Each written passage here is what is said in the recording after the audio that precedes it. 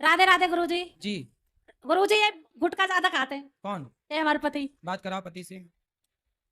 जय जय श्रीमान ना गुरु जी। बात आगे आओ, क्या कह रहे हो? कुछ ही नहीं गुरु जी, हम तो ये बहुत ज्यादा खाते हैं गुरुजी, कसम भी खा जाते हैं पीते हैं। अच्छा, गुटखा भी खाते हैं और कसम भी खाते हैं। गुरु जी गुटखा नहीं खाता, मैं खाली ड्राइविंग करता हूँ तो सुस्ती की वजह से कुबेर खाता हूँ खाली। कुबेर? हाँ खाली। कुबेर को खा जाते हो? यहाँ हम लोग कुबेर की पूजा करते हैं मैं छोड़ने को भी और तैयार तुम हूँ, कुबेर लेकिन खा जाते हो। इसमें एक तो गुस्सा बहुत ज्यादा है। पहले ये बताओ कि कौन से कुबेर को खाते हो? गुरु जी अब नहीं खाऊंगा, छोड़। अरे सनातन धर्म में तो कुबेर की पूजा करते हैं। भाई तुम कैसे हो यार, कुबेर ही खा जाते हो। इसको कैसी भी कसम दे दो लेकिन ये नहीं मानते। पहले बात करने दो, तुम्हें भी खा जाएंगे। जब कुबेर खा गए तो हमें छोड़ेंगे? हाँ? गुरु जी आपके सामने अभी देख रहे हो इसको, तो फिर मेरे सामने तो क्या। मैं बहुत देर से बगी। पहले ये बताओ कौन से कुबेर को खाते हो? अब नहीं खाएंगे गुरु। क्या? कुबेर नहीं, कोई नशा नहीं करेंगे, कुबेर के भैया रावण हैं, कोई नशा नहीं करेंगे। थोड़ा रावण को भी खाओ। ये झूठ भी बहुत बोलते हैं गुरुजी। तुम काहे बीच में घुसी जा रही हो बार बार? तो क्यों भैया, फायदा हुआ कुछ गुटखा खाने नहीं से? फायदा कुछ ही नहीं गुरु जी, मेरे और कोई लत नहीं है। कोई लत नहीं है, कोई। केवल गुटखा? जो गुटखा भी नहीं खाता गुरु जी। तो अब नहीं खाओगे? अब नहीं खाएंगे, गारंटी? गारंटी। क्या? अब से आज के नहीं खाऊंगा, खाओ, माँ कसम के नहीं खाओगे? माँ कसम नहीं खाऊंगा। क्या नहीं खाओगे? कोई भी गुटखा सेवन नशे का नाम करूंगा ही नहीं। ठीक है, क्योंकि गुटखा में ए, ही गुरु लिखा। जी, लेकिन इसको समझाइए सुबह से शाम, लेकिन ये चिड़चिड़ बहुत करती है। बस मेरा जीना आराम इसीलिए मैं गुन्नक खा के खाता हूँ, नहीं कोई नशा नहीं है मेरे अंदर। तो ये चिड़चिड़ क्यों करती हैं? अब इनसे बात करो। गुरुजी इसीलिए करते हैं, छोटी छोटी बातों पे सब पे झूठ बोलते हैं। तो कोई अब वो गुटखा नहीं खाएंगे और अब आप भी चिड़चिड़ ना किया करो। झूठ बोलते हैं एक तो ज्यादा, कोई कैसे? भी बात होती है तो सच नहीं बताते। क्या बात होती है ऐसे? जैसे कोई और किसी के उससे ही लगता है पता, ये बताते नहीं है। क्या? जैसे क्या पता लगा दूसरों से आपको? क्लियर करो ना उस बात। मतलब इनकी शादी हो गई है, ये आपको दूसरों से पता लगा? हाँ, इनके बच्चे हैं, ये आपको दूसरों से पता लगा? क्यों बताओ? चिड़चिड़ी मैया बात करो। ऐसा कुछ भी नहीं है गुरुजी। फिर क्या है? ये झूठ बोलते हैं तभी होता है। तो ऐसा क्या झूठ है बताइए? सारी चीज में झूठ बोलते हैं। क्या जैसे? मतलब कोई भी घर की बात होगी तो किसी और से ही पता लगता है कि किसी से पैसा ले लिया ऐसा। अच्छा तो इनको बता दिया करो भैया थोड़ा पैसे वैसे। पत्नी सुनो, पत्नी हमारी केवल पत्नी नहीं होती, मित्र भी होती है, सलाहकार भी होती छोटी है। छोटी बात पे झूठ बोलते हैं। बात करो। गुरु जी अभी क्या, इसके पापा को पिछली बार पैसे दिला दिए, 2-3 बार पैसे दिला दिए, अभी 85,000 रुपए लेके बैठ गए और कहते हैं तो फिर वही घर में झगड़ा। इनके पिताजी पैसे लेके बैठ गए हाँ आपसे? वो भी कोई बात नहीं है, लेकिन हर चीज में मेरे को ही दबाना। फिर भी मैं सुनो। इतना साथ देता हूँ, उनके बेटे हैं, उनसे भी तो कुछ कीजिए ना। सही है, सही है। जितनी फिर बच्चे क्षमता है, समझदार है, बच्चे भी जानते हैं इस चीज को। जब आप जितनी क्षमता है उतना ही पैसे का काम लेन देन करो। लेकिन एक बात बताऊं मैं आपके लिए और सबके लिए, कि कोई भी हम काम करें, नया काम करें, पुराने काम को खत्म करें, कुछ भी करें, पैसा लें पैसा दें, तो एक बार ना पत्नी हमारी केवल पत्नी ही नहीं लेना होती, देना तो गुरु जी मेरे को ही वो करना। हमारी एक मित्र होती है, हमारी एक सलाहकार होती है। इसलिए कोई भी काम करो तो पत्नी और पति दोनों पहले एक सलाह कर लो कि हम ये काम करने जा रहे हैं, करें कि नहीं। एक दोनों की सलाह ले, इससे रिश्ते मधुर और मजबूत रहते हैं। हर पुरुष को पत्नी की सलाह जरूर लेना चाहिए, क्योंकि पत्नियां सलाह अच्छी देती हैं। गुरु जी आशीर्वाद दीजिए। जी, आशीर्वाद तो है, पर पत्नी की सलाह लेना है आपको। गुरु जी सलाह लेता हूँ, लेकिन अब पैसे का किसी से किसी ले लेन देन करना है तो तो बात कराओ। तो आप क्या चाहती हो कि आपके पति ऐसा कुछ भी नहीं है पैसे गुरुजी। बांटते रहें? नहीं नहीं ऐसा कुछ भी नहीं है। फिर तुम तो झूठ बोल रहे हो ऐसे ही। क्या? हाँ, और क्या? क्या झूठ बोल रहे हैं? ऐसा कुछ भी नहीं है गुरुजी। कैसा? ये बोल रहे हैं जैसा। कि सर गुरु जी पैसे रखता है, जबकि मैं कोई पर्स वर्स जेब में नहीं रखता, सब घर ही पटकता हूँ घर आने। सारा पैसा इनको ही देते हो? हाँ पैसे भी घर पे देता हूँ। तो ये क्या करती हैं पैसे का? और ठाकुर जी की अच्छी कृपा हुई है गुरु जी, ऐसी कोई बात नहीं है, मकान वकान सब अच्छा बनाया है जयपुर में। पैसा का मैं क्या करती हूँ बताओ? तो वही तो बात है। अरे तो आप रखना संभाल के, अच्छा पति है आपका, इतना अच्छा पति पाके भी शिकायतें देखो हैं। मैं क्या करूँ पैसा का? है ले। ये तो बताओ ना मैं पैसा का क्या करूँ? चलो उसमें कोई भी ऐसी नहीं है गुरुजी। कपड़ा भी मैं अपने पीआर वाले देते हैं ना, वही पहनती हूँ, और कोई भी कपड़ा जाता वही पहनती हूँ। ऐसे नहीं कि राधे राधे। अब लड़ा। नारायण बेटा जी, जी मैया ठीक हो? मिठू कृपा बेटा है। ठीक है मेरा मिठू बेटा। बताइए। मेरा प्रश्न ये है कि मतलब भाई कहते हैं जो जो भगवान के नजदीक इंसान जाता है तो वो शांत हो जाता है, तो मतलब क्या हिसाब में शांत का मतलब है? शांत का मतलब है व्यवहार बिल्कुल अच्छा, ना काहू से दोस्ती ना काहू से बैर, कबीरा खड़ा बाजार में सबकी चाहे खैर। इस स्वभाव का नाम शांत है। तो मतलब ये तो नहीं है कि भाई हंसना बोलना चाहिए ही नहीं, बिल्कुल हंसो ना करो ना शांत नहीं, आज की कथा में हमने बताया हाँ। हंसते रहो, हंसना, प्रसन्न रहना, हर परिस्थिति में हैप्पी रहो, प्रसन्न रहो। आप सदा खुश रहिए। भगवान की भक्ति भी प्रसन्नता के लिए होती है, तो प्रसन्न रहना तो धर्म है, प्रसन्न रहो। ये शांत का प्रसन्नता मतलब से क्या हुआ? मतलब हम्म? ये शांत का मतलब चुप रह जाओ, बिल्कुल हो जाओ, किसके आगे? ठाकुर जी के नजदीक जाओ ना हाँ तो शांत हो जाना। हाँ, शांत चित्त से दर्शन करो, अंदर प्रार्थना करो बस। हंस बोल तो सकते हैं सबके साथ, हाँ तो काम मना किया? वही तो कह रही हूँ मैं पूछे। तुम कोई कुछ कहता है, कोई कुछ कहता है, भटक जाता है जैसा इंसान। कोई बात नहीं, हंसना मुस्कुराना अच्छा है। भगवान से कहो दुनिया जो अच्छी बातें हैं उनमें हंसो मुस्कुराओ, चुप। धर्म धर्म की 13 पत्नियां थी ना, तो उसमें श्रद्धा, क्षमा, दया, ऐसे आखिरी 13वीं पत्नी थी मूर्ति।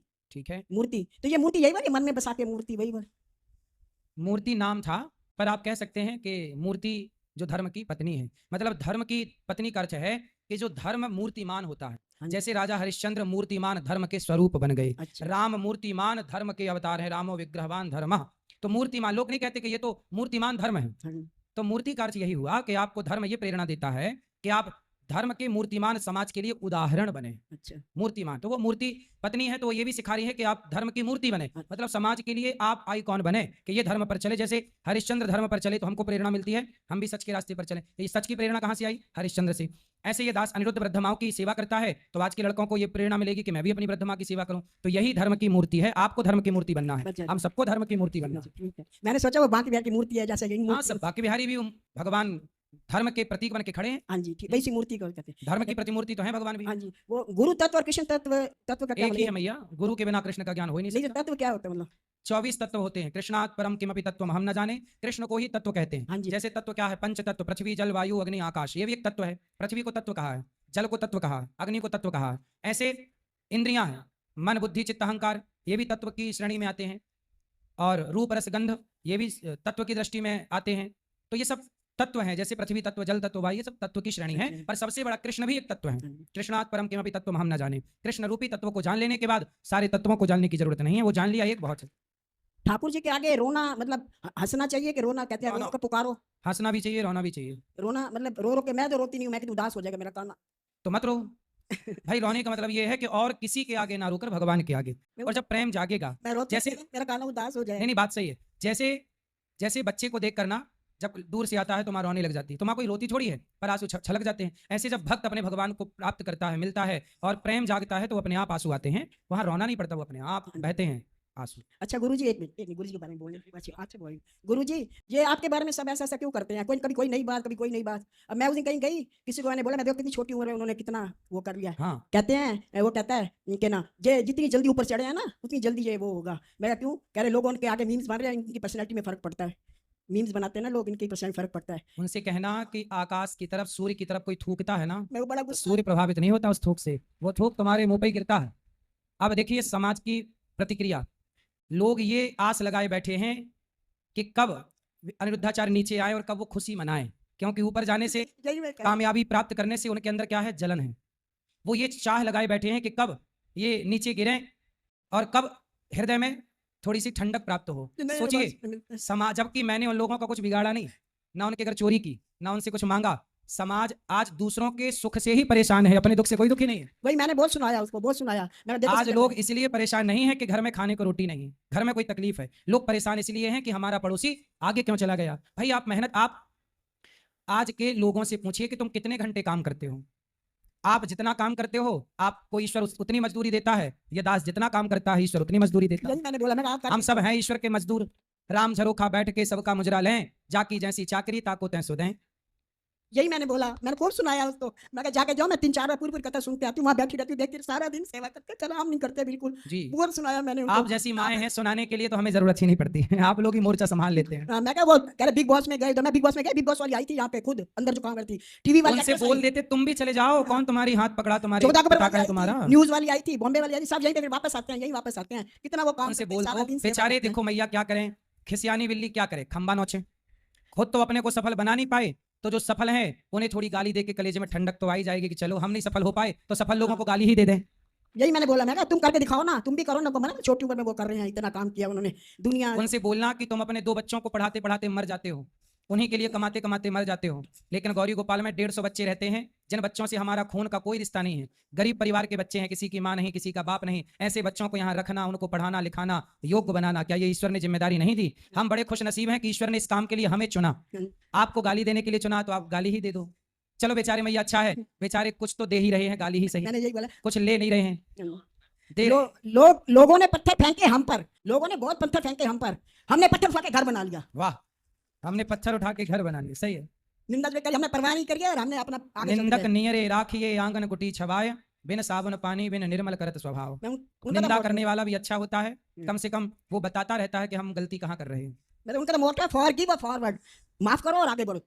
सही है। यही बात है। राधे राधे गुरुजी, जी आपके चरणों में कोटि कोटि प्रणाम। बोलो आपसे विनती है, क्या, हम यहाँ पर रहना चाहते हैं। क्यों, पति कहाँ आपके, पति दुनिया से चले और बच्चे, सास ससुर, और भी नहीं, माता पिता, माता पिता हैं। तो माता पिता के पास रहो अभी तब तक। गुरुजी बहुत कष्ट, हम दुनिया में चले, हम नहीं रहना चाहते हैं। क्यों, तो माँ बाप के साथ रहो ना आप अपने अभी। माता पिता रखना चाहते हैं, लेकिन एक भाई है वो नहीं रखना चाहते हैं। भाई की शादी हो गई तो वो क्यों नहीं रखना चाहता आपको भाई। जब हमको डिवोर्स हुआ था तब पति हमको छोड़ दिए, तो भाई भी छोड़ दिए। एक भाई चाहता है, एक तो नहीं पति ने आपको क्यों छोड़ दिया। चाहता। उसको टीचर में नौकरी हो गया, तो वो बोलती थी कि हम पढ़ी लिखी लड़की को हम नहीं रखेंगे, हम दूसरा शादी करेंगे।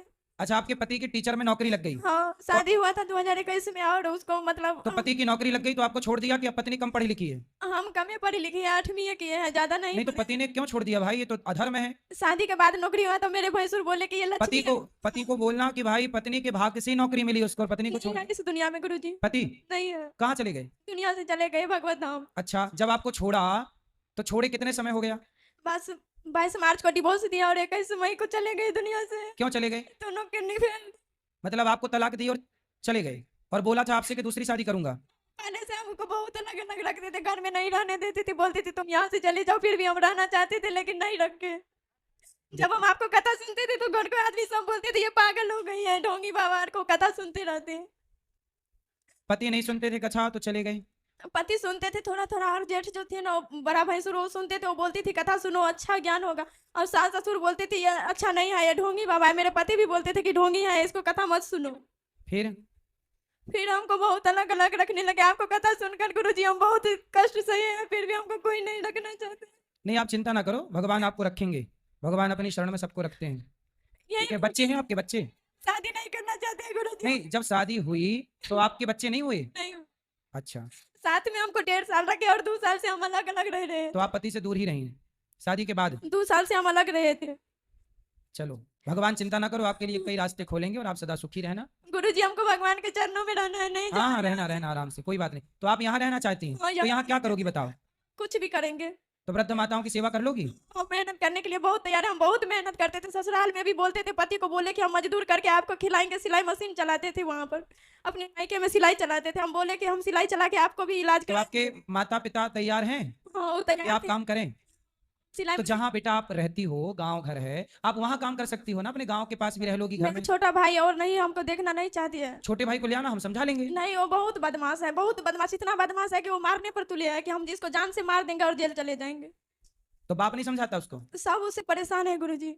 तो आप ना बेटा, अभी तो पूरी जिंदगी आपकी पड़ी है, आप कहीं भी कमा के अपना खाओ और अपने। नहीं गुरुजी, हम कहीं भजन नहीं करो रहना भगवान चाहते, का। हम यहीं रहना चाहते हैं गुरुजी। अच्छा ठीक है, चलो भगवान सब ठीक करेंगे, प्रयास करते हैं कि आपको कहीं काम प्राप्त हो जाए। नहीं गुरुजी, हमको यहीं रहना है। बोल तो रहे हैं कि भगवान से प्रार्थना करेंगे यहीं रहना है। कि आपके लिए कोई काम निकल आए। देखते हैं आपके योग्य क्या काम है, यदि कोई काम निकलेगा तो जरूर आपको काम पर रख लेंगे। ठीक है राधे राधे गुरुजी। जी। हमारे मम्मी पापा ने हमें घर से निकाल दिया है। क्यों, नहीं पता, पर ना मेरी सौतेली माँ है, उसने मुझे घर से निकाल दिया है। तो अब आप कहाँ रहती हो। हम तो ना कल ही यहाँ पर आए थे, कल आपसे बात करने की कोशिश नहीं, की, आप बात नहीं हो रहा था। जब घर से निकाला गया आपको तब आप कहाँ गई। हम परसों ही आए थे यहाँ पर। तो माँ ने कब निकाला। नहीं पता हमें, मतलब सौतेली माँ है और अपने बेटे से बहुत प्यार करती है, हमसे ये निकाल आपको घर से कब निकाला, किस तारीख को निकाला। दिया। हमें हाँ, आज 14 है, 13 को निकाला था। 13 को। हाँ 13 को। तो आपकी माँ कहाँ रहती हैं। छत्तीसगढ़। छत्तीसगढ़। हाँ। तो आपके भैया वहीं है छत्तीसगढ़ में। नहीं, मेरा कोई नहीं है, पिता, वो उनकी डेथ हो गई। पिता की डेथ हो गई। हाँ, और आप- इसलिए और आपकी अपनी जो माँ है, जन्म देने वाली माँ, उनकी भी डेथ हो गई, मैं 6 साल की थी तब। तो ये जो आपकी माँ है ये सौतेली माँ है। हाँ, तो इन्होंने आपको घर से क्यों निकाल दिया। वो ना मेरे पापा है ना, उन्होंने मेरे सभी जायदाद ना मेरे नाम कर दी थी। अच्छा, और तो ना उनको जबरदस्ती बोला गया कि ना तुम मेरे बेटे के नाम कर दो। तो आपके नाम पे कितनी जायदाद है। मेरे नाम पे घर और खेत था। अभी है। तो अभी था, मतलब ना मेरी मम्मी ने ना धोखे से मेरे पापा से ले लिया वो, और अपने बेटे के नाम करवा लिया और मुझे घर से निकाल दिया। तो मैं ना मतलब उधर ही आ रही थी ना, तो रेलवे स्टेशन में मुझे एक दीदी बोली कि जाओ तुम अनिरुद्धाचार्य जी के पास जाओ, वो तुम्हें तुम्हारी समस्या कुछ ना कुछ समाधान करेंगे, ऐसा बोल के मुझे यहाँ पर भेजा उन्होंने। तो आपकी संपत्ति आपके सौतेली माँ ने ले ली। हाँ तो जब पिता जिंदा थे तभी वापस ले ली। हाँ, वो मतलब ना उनकी मतलब वो तबीयत खराब था ना, तब ले लिया, तो किसके नाम पे, साइन करवा लिया। किसके नाम। अपने बेटे के नाम पे, मेरे भाई के नाम पे। हाँ, उस समय आप कितनी बड़ी थी जब आपके साइन किए गए। जब मैं अभी आप कितने साल की हो। अभी 18। और कब लिया गया संपत्ति आपसे। अभी लिया गया है मेरे बाबा के नाम, यही जब मैं अभी तो जून में लिया गया, मेरे जन्मदिन के दिन। तो उसी आपके दिन। पिताजी को मृत्यु हुए कितना टाइम हुआ। वो तो मेरे बर्थडे के दिन ही हो गया था, 12 जून को। तो आप- उस दिन ना आपके पिताजी 12 जून को गए, हाँ 12 जून, उसी दिन ले लिया था, तो ना मैं लड़ते झगड़ते उधर घर में रही। तो जून मतलब पिछले महीने, हाँ पिछले महीने। हाँ हम्म। तो तब तक मैंने ना झेला। उसके बाद ना मेरी मम्मी को जब मैं तंग आ आप गई ना, 18 की कंप्लीट हो गई? हाँ? जब आपसे लिया गया उस समय आप 18 साल की कंप्लीट हो चुकी वही थी? मैं कंप्लीट हो गई। क्योंकि बच्चों की संपत्ति 18 साल के पहले नहीं ली जा सकती, ऐसा कानून है। हाँ तो मैंने ना उनको धमकी भी दी कि मैं पुलिस में कंप्लेंट करूंगी, फिर भी नहीं सुनी वो। तो आपने क्यों नहीं की कंप्लेंट? कंप्लेंट की तो वो ना उनके मतलब ना वो पुलिस था ना, वो बोला कि हम घरेलू झगड़ों में नहीं आते हैं, घरेलू झगड़ों में नहीं आते हैं, ऐसा बोल रहा था। नहीं तो आपको कंप्लेंट करनी चाहिए और कहना चाहिए कि भाई अब तो मेरा बाप भी नहीं है, मेरी अपनी जन्म देने वाली माँ भी नहीं है और सौतेली माँ ने मेरे साथ गलत व्यवहार किया। चलो संपत्ति ले ली, वो ठीक था, कम से कम रखती और इसकी बेटी की जिम्मेदारियां पूरी करती, ये उसका धर्म था।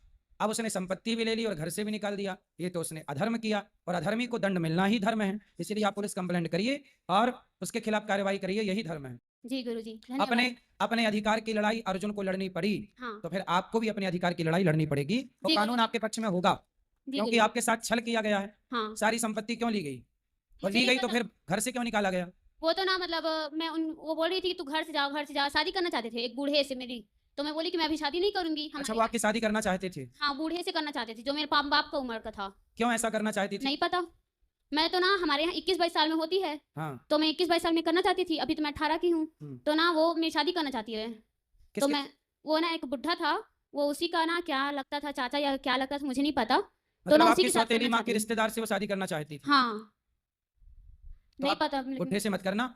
नहीं करेंगे भाई हम बुढ़े से उड्ढे से। सही है। हाँ हम नहीं करेंगे, अपनी जिंदगी खराब नहीं करेंगे हम। सही है, और क्या, सही, बुढ़े से बिल्कुल मत करना शादी ब्याह। हम ठीक है। ठीक है, ठीक जी अब गुरुजी। बताओ मैं आपकी क्या सेवा करूं? आप गुरुजी हमें एक नौकरी दिला दीजिए। नौकरी हम- तो मिल ही जाएगी, पहले आप पुलिस कंप्लेंट तो करो। ठीक है पहले आपको जाके वहीं थाने पे जो आपका थाना लगता होगा वहीं कंप्लेंट करनी पड़ेगी आपको। जी गुरुजी। तो आप कंप्लेंट करो हाँ। और जहां आप रहती हो आसपास कोई आपका विश्वास वाला कोई परिवार का कोई सदस्य है विश्वसनीय? विश्वसनीय कोई नहीं है, जब से मेरे पापा की डेथ हुई है ना मौसी वगैरह आपकी? उसी दिन सब रिश्ते टूट गए। मौसी कोई भी नहीं है। मौसी तो ना बहुत, वो भी बहुत अच्छी नहीं है। वो अच्छी? वो ना अपने खुद के बच्चे से काम करवाती है, तो मुझे कहाँ छोड़ेगी। तो काम तो बच्चों को करनी चाहिए नहीं थोड़ी बहुत। वो नहीं, वो हैं? इतने छोटे बच्चे से काम करवाती है वो। कौन सा काम? मजदूरी। अच्छा, मजदूरी। हाँ और बाल मजदूर थोड़ी ना है, और मुझसे तो क्या क्या करवाएगी नहीं पता। हम्म। बहुत ना मतलब वो अच्छी नहीं है वो। ठीक है, तो आप पुलिस का सहारा लो, जी, कानून जी, का जी। सहारा लो, भगवान आपकी रक्षा करें। जी गुरुजी खुश रहिए। धन्यवाद।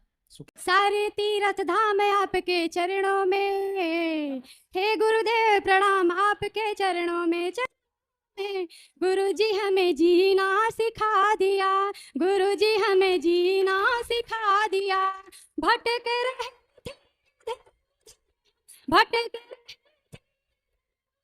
हमें रास्ता दिखा दिया, गुरुजी हमें जीना सिखा दिया। गुरुजी मेरा कई सवाल है, मुझे मौका दिलवा दीजिए। बोलो। गुरुजी वैष्णव भक्त और गृहस्थी भक्त किसे कहते हैं? हैं? वैष्णव भक्त में गृहस्थी भक्त में क्या अंतर होता है? वैष्णव भक्त जो भगवान की भक्ति करे जी। वो वैष्णव है और वो भक्त है। तो गृहस्थ वैष्णव होता है, वैष्णव गृहस्थ। एकादशी दो तरह की क्यों होती है, वैष्णव और गृहस्थी? स्मार्त और वैष्णव, जी। वो स्मार्त है, जी। उस चक्कर में ना पड़ो। आप तो एकादशी जो तिथि द्वादशी होता है वो करो। और गुरुजी कोई यदि बार बार सर को झुकाए, क्या झुकना चाहिए? हैं? जैसे कोई अड़ोस पड़ोस में चाहे घर में कोई बार बार झुकाता है हर वक्त, क्या झुकना चाहिए हर बार? कौन झुकाता है आपको? जैसे देवरानी हो या अगल बगल की कोई हो, पड़ोसी हो, जब मतलब अच्छा करे तो वाह वाह, यदि हम ना बोले तो हम बुरे बन जाते हैं। तो कोई बात नहीं, सबको प्रसन्न करने के चक्कर में ना पड़ो। नहीं। भगवान को जो प्रसन्न कर लेते हैं वो सबको गुरुजी प्रसन्न कर लेते गुरुजी हैं। कान्हा जी का पुराना पोशाक ढेर सारी हो गए, उनका हम क्या करें?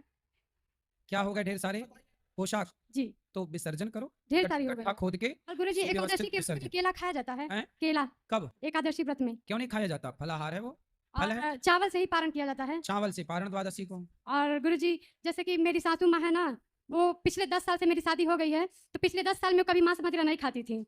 तो अब उनको जाके कैंसर हो गई है, तो उनको डॉक्टर ने कहा है खाने के लिए। आप तो कहते हैं कि मतलब माँ की, कैंसर में क्या खाने का बोला है डॉक्टर ने? जैसे कि डॉक्टर बोले हैं मांस मदिरा खाने के लिए, तो डॉक्टरों के कहने पे अब तो उनकी बेटी, डॉक्टर क्या मांस खाने से कैंसर ठीक हो जाएगा? वो ठीक नहीं हो और भी उनका बुढ़ापा बिगड़ता ही जा रहा है। तो डॉक्टर क्यों सलाह दे रहे हैं? डॉक्टर भी सलाह दे रहे हैं और इनका भी मन भी चल गया है।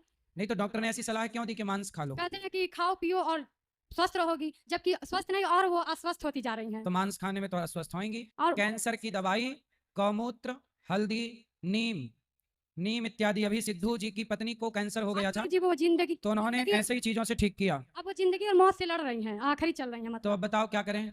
तो गुरुजी हम यदि मांस मदिरा बना के दे तो सही है? काहे दो, उनसे बोलो मन भगवान में लगाओ, तो हम मरते नहीं मरते देते काहे हैं, मांस खा के हम नहीं मरना। देते हैं तो लोग कहते हैं कि ये तो सेवा नहीं करते। क्या यही हमारा धर्म है कि हम भक्त होके भी उनको मांस मदिरा बनाएं? अरे माँ कौन सा मांस खाना पसंद करती हैं सास? मतलब लोग कहते हैं कि अगर वो खा रही हैं तो खाने लोग जो खाते हैं ना वो चढ़ाते भी हैं। अरे खा रही हैं तो खाने दो, तुम्हें क्या दिक्कत है? हम मना करते हैं कि नहीं, राधे राधे जब पिए, तुलसी माला पहना, उनको गले में तुलसी जी का माला डाले थे ना, वो निकाल के पता नहीं क्या की। कौन सास? जी हम बिना- पहना दिए थे। विनाश काले विपरीत बुद्धि, जब नाश मनुज का छाता है, पहले विवेक हम मर जाता है। फिर भी गुरुजी अभी भी उनकी उनकी होनी है दुर्गति, घोर नरकगामी बनना है। अभी भी इसलिए अभी बुढ़ापे मरते टाइम भी भगवान का नाम नहीं सुहा रहा है। फिर भी और प्रभु आप भी उनको बोलते रहा करो भगवान का नाम जपो, ठीक। नहीं तो बहुत गुरु जी, भयंकर एक बात गति बिगड़ेगी। एक बात और प्रभु, मेरे पति को मतलब हम जबरदस्ती गुरु मंत्र दिलवा दिए हैं। आप कहते हैं ना पत्नी वही जो पति पतन से बचाए, तो हम दिलवा दिए, पर ना वो कथा सुनते हैं और ना ही मेरी बात सुनते हैं, और जब कुछ मैं समझाती तो मुझसे लड़ने लगते हैं। कहाँ है? यही है, रूम पे भी हैं, फिर भी यहाँ आने को नहीं कर रहे हैं। कहा नहीं, हम तुम्हारे गुलाम है क्या? यहाँ आएंगे, तुम जो कहेगी वही करेंगे क्या?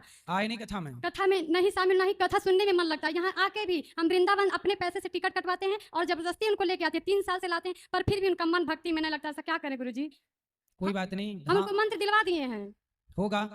भगवान की कृपा के बिना भगवान में मन नहीं लगता। गुरु जी जब उनके होगी बारे में कृपा- ऐसा कुछ बोल दिया ताकि वो सवर जाए। कहते हैं कि तू हमको भक्ति करके हमारा जिंदगी, जब से तुम भक्ति की तब से हमारा जिंदगी बर्बाद कर दी हो। तो पहले क्या अच्छाई थी, क्या आबादी अब थी? जैसे कर्जों से ज्यादा लद गए हैं। जैसे गुरु जी वो जुआ खेले थे पहले मोबाइल में। पहले खेलते थे। नहीं पहले खेलते थे तो हम हमेशा उनको मना करते। गुरु जी कहते नहीं खेलने के लिए। तो जुआ में 1 लाख रुपए लमसम 1.5 लाख रुपए जीते थे। तो गुरु जी उनको कुछ पैसे मतलब जमा करा देते, तो उन पैसों का हमें क्या करना चाहिए?